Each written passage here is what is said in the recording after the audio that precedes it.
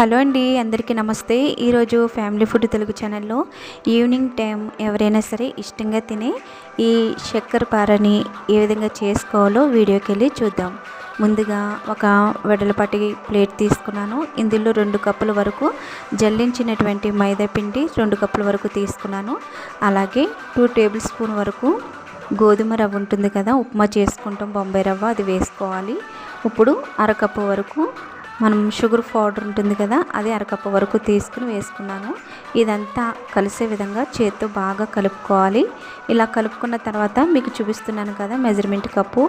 ఇప్పుడు ఇక్కడ వరకు కూడా నేను నెయ్యి కానీ డాల్డా కానీ, అంటే నేను తీసుకున్నది అయితే నెయ్యి అయితే తీసుకున్నాను. మీరు డాల్డా అయితే ఇక్కడ వరకు అంటే గోరువెచ్చగా ఉన్నప్పుడే మనం తీసుకోవాలి. గోరువెచ్చగా ఉండేటప్పుడు తీసుకుని ఇదంతా కూడా చేత్తో బాగా రఫ్ చేస్తూ కలుపుకోవాలి. ఎక్కడో కూడా ఉండలు లాంటివి లేకుండా చూసుకోవాలి. చూడండి, ఇలా పిండి మనం ఇలా పట్టుకుని ఇలా విడగొడితే మనకి మనం చేసుకునే రెసిపీ బాగుంటుంది. ఇప్పుడు ఈ విధంగా కలుపుకున్న తర్వాత వాటర్ అనేవి ఒక్కసారి కాకుండా కొద్దిగా పోసుకుంటూ మనం ఈ విధంగా కలుపుకోవాలి. వాటర్ ఎక్కువ అవ్విందనుకోండి, జారుగా ఉంటే కనుక బాగోదు. మనం కలుపుకునే విధానాన్ని బట్టి వీటి టేస్ట్ అనేది బాగుంటుంది. ఈ విధంగా కలుపుకున్న తర్వాత దీన్ని 2 భాగాలుగా చేసుకుని చపాతీ పీట మీద ఈ విధంగా మీకు చూపించుతున్న విధంగా చేసుకోవాలి.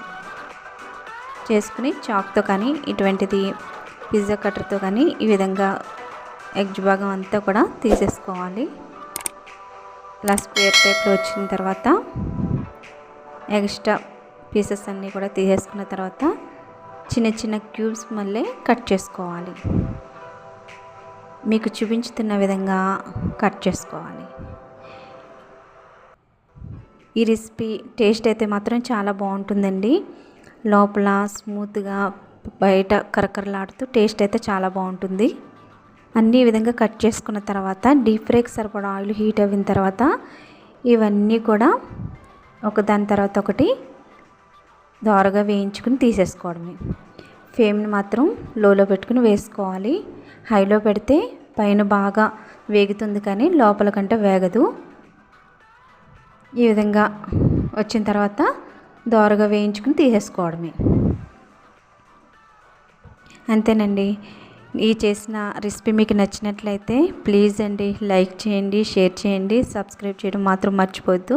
బెల్ ఐకాన్ క్లిక్ చేయండి. ఇప్పటి వరకు నా ఛానల్ చూసి సబ్స్క్రైబ్ చేసుకున్న వాళ్ళందరూ కూడా మరొకసారి థ్యాంక్స్ అండి. ఈ వీడియో లెంత్ వీడియో తీయడం మళ్ళీ నేను ఈ మధ్య స్టార్ట్ చేశాను. చాలా రోజులుగా నేను వీడియోస్ అయితే తీయట్లేదు. దయచేసి కొత్తగా చూసిన వాళ్ళు కూడా ప్లీజ్ అండి లైక్ చేయండి, షేర్ చేయండి, సబ్స్క్రైబ్ చేసుకోవడం మాత్రం మర్చిపోవద్దు.